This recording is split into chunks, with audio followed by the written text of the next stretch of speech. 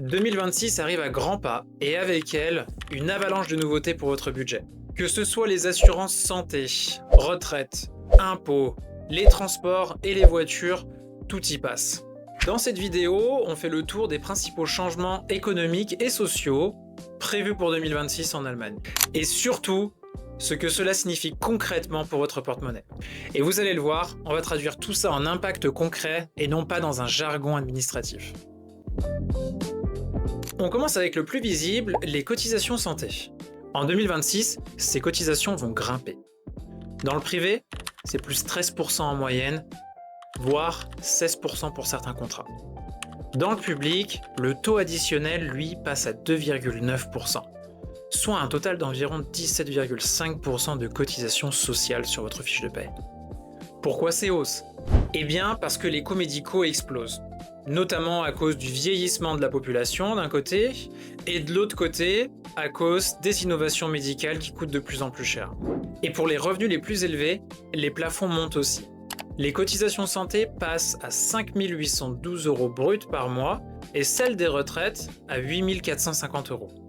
L'idée du gouvernement, c'est de préserver l'équilibre du système sans trop le creuser par la dette publique. Autre point important, l'affaire Sicherungspflichtgrenze, c'est-à-dire le seuil de revenu à partir duquel vous êtes éligible à une assurance santé privée. En 2026, cette limite passe à 77 400 € bruts par an, contre 73 800 € en 2025, soit environ 6 450 € par mois. Au-delà de ce seuil, vous pourrez alors décider de rejoindre les caisses privées ou alors de rester assuré dans le régime public. Ce sera sur une base volontaire. En clair, même sans augmentation de salaire, vos cotisations, elles, continueront à grimper. Côté retraite maintenant, une nouveauté fait son apparition, la Active Rente ou retraite active. L'idée est simple, permettre aux retraités de continuer de travailler tout en gardant leur revenu net. Pour bien comprendre, à partir de 2026, un retraité pourra gagner jusqu'à 2 000 € bruts par mois sans imposition supplémentaire. L'objectif derrière tout ça, il est d'encourager les seniors à rester actifs, de combler la pénurie de main-d'œuvre, tout en essayant d'alléger la pression sur le système de retraite.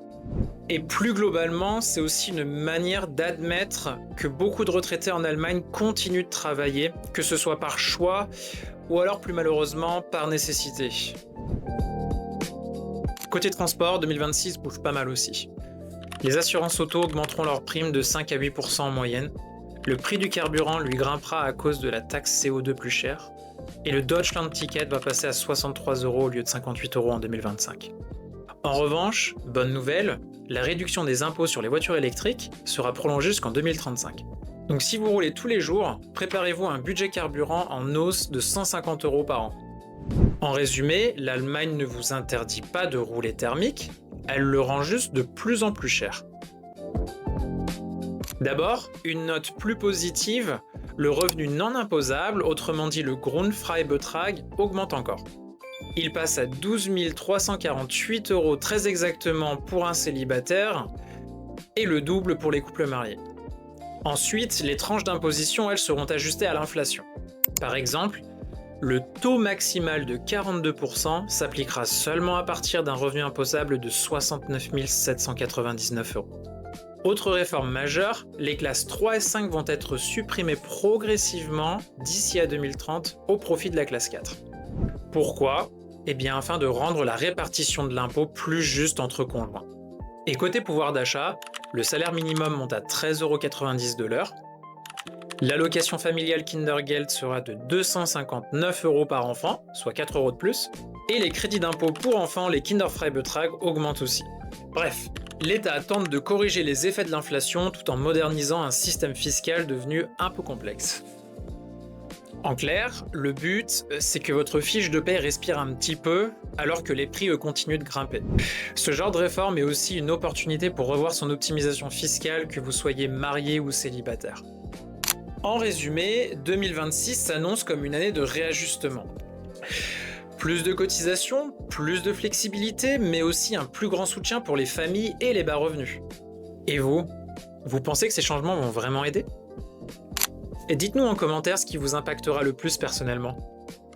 Chez Accent Finance, Notre mission, c'est justement de transformer ces changements en opportunités concrètes pour votre avenir financier. Et si vous aimez ce genre de décryptage économique clair et rapide, pensez à vous abonner et à liker la vidéo, ça aide énormément la chaîne. À bientôt pour une nouvelle actu.